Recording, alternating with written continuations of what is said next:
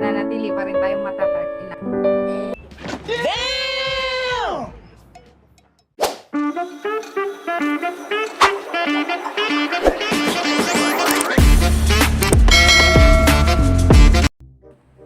What's up mga Kamindioro? Ngayon nga may gagawin kami. Sa bawat isa sa amin, may tag-5 tanong. Ito yung mga itatanong ko sa kanya. Napunit pa nga yun. hindi niya to alam. At yung itatanong niya sa akin, Ito naman. hindi ko rin alam. Game mo. Bato, sino mo muna? Bato, pick. Ako mauna. Siya. Ano pa nga eh? Una. Game. Unang tanong. Anong memory ang paborito mong kasama ko? Para sa akin yung sabay tayong kumakain palagi.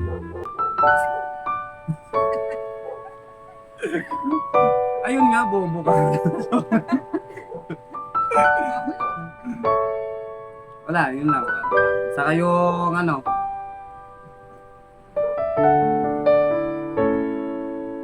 nag-aaral pa lang tayo. Yun. Naman. Punit kasi eh. Unang tanong. Hindi ka magalit. Ano ang isang bagay na pangarap mong gawin kasama kami ng anak mo? Ayun Sagutin yung mo ngayon yan. Yun yan. Wait lang ko. Sige. Game. Doon na. Pangarap ko ay yung lagi kayong kabanding sa araw-araw kahit na mahirap yung buhay natin. Nanatili pa rin tayong matatag.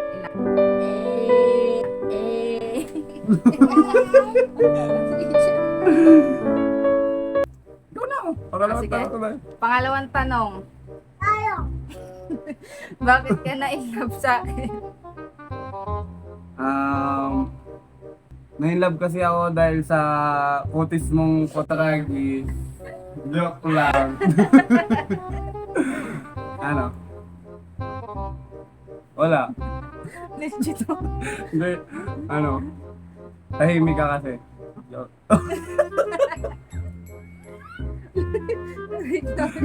Hindi. Ano ba yun? Nag-aaral tayo, nilab ako sa iyo eh. Bakit nga? Puti. Tapos... Gaya anak ka. Ano ba? Wala. Hindi naman tayo gwapo eh. Pero... Magaling tayo mambola. Ang nagustuhan ko talaga sa'yo. Ano nga isang natin. Yung... Pinapansin mo ako. Yun lang. Okay, ikaw naman. Pangalawang tanong. Sagutin mo nga ito. Paano mo i-describe ang relasyon natin? Ikaw na. Okay, Tinanong ko na nga eh. lang. Paano i-describe ang relasyon natin? Para sa akin, yung, di ba, sa ibang relasyon, pagka konting tampuhan, uuwi sa hiwalayan tayo, kahit na pares may toyo, ganyan, konting usap, ganyan, tapos maya-maya bati na agad, tapos parang mas matatag nga yung, sa tingin ko lang yung pinagsamahan natin kaysa sa ibang magkasama na mga magjowa, ganun. Parang sa lahat ng problema, kahit na mahirap kinakaya naman natin. Yun lang. Aww. Ako naman. Game. Wala. Pangatlong tanong. Anong first impression mo sa akin? Parang tingin sa akin ganun. Oo, alam ko. First impression ko sa'yo, Kala ko kasi dati matalino ko eh. Puset. Oo nga, akala ko lang. Pero wala pala, hindi pala. Kumoto lang. Hindi, first impression ko sa'yo, Palagi ka kasi na makeup na, di ba? Uy, hindi ah. Hindi ba? Didiptint lang ako nun eh. Wala. First impression ko sa'yo, ano? Hindi. Maganda na, mabait pa.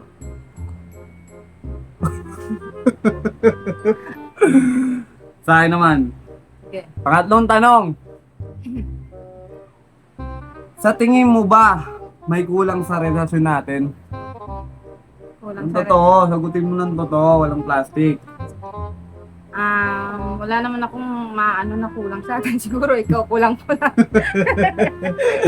Namuha gago. Ano?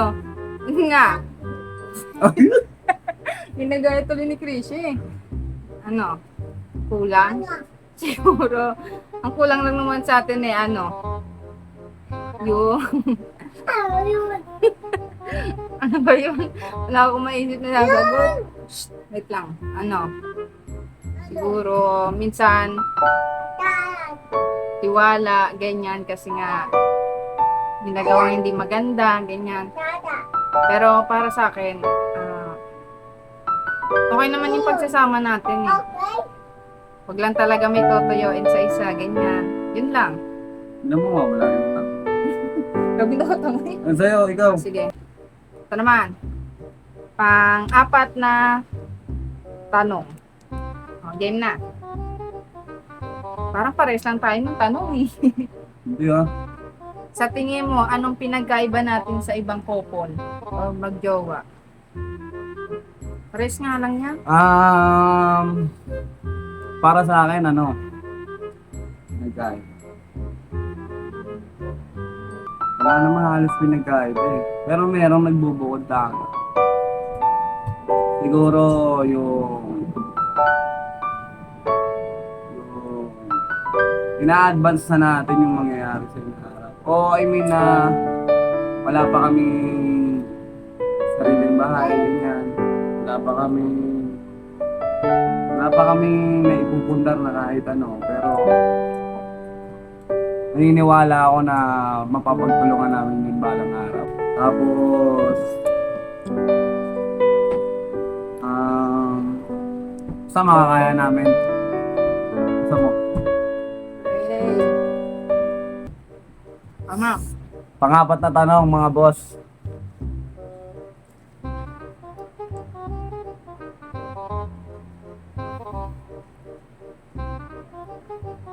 Para sa'yo, Ang laban na to. ayos na. Ayun na. Para sa'yo, nakikita mo ba sa akin na balang araw maiaahon ko kayo sa hirap ng anak ko? Ng anak mo? Ano ko lang? Ng anak mo nga. Ng anak natin, no? Ayan. Sige. Naniniwala naman ako na kaya mo itaguyod yung pamilya natin kasi kahit absent ka lagi sa trabaho, Mamaya mo.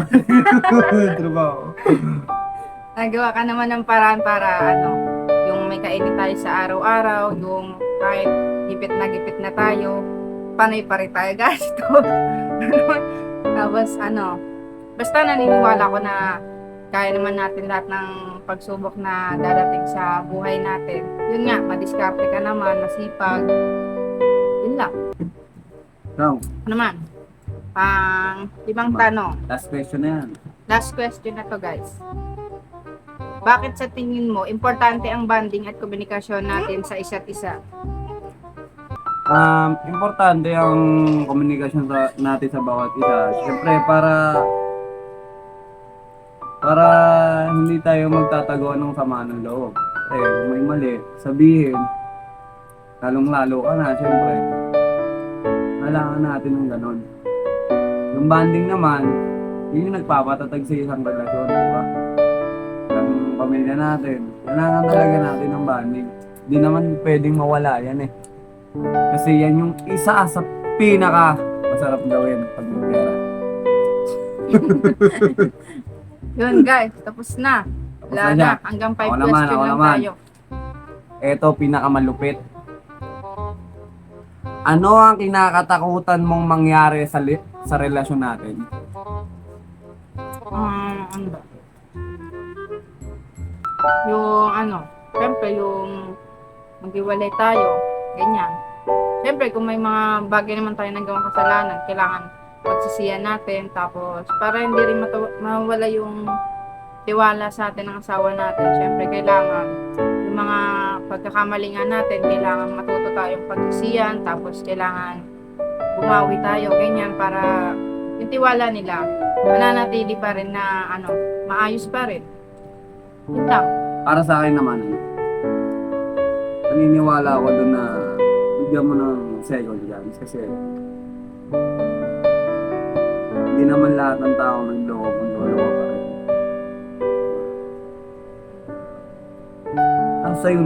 Nasa iyo naman yun eh. Wala sa akin. Basta lalabas naman talaga sa puso mo na kumain ng pamilya mo. Yun lang.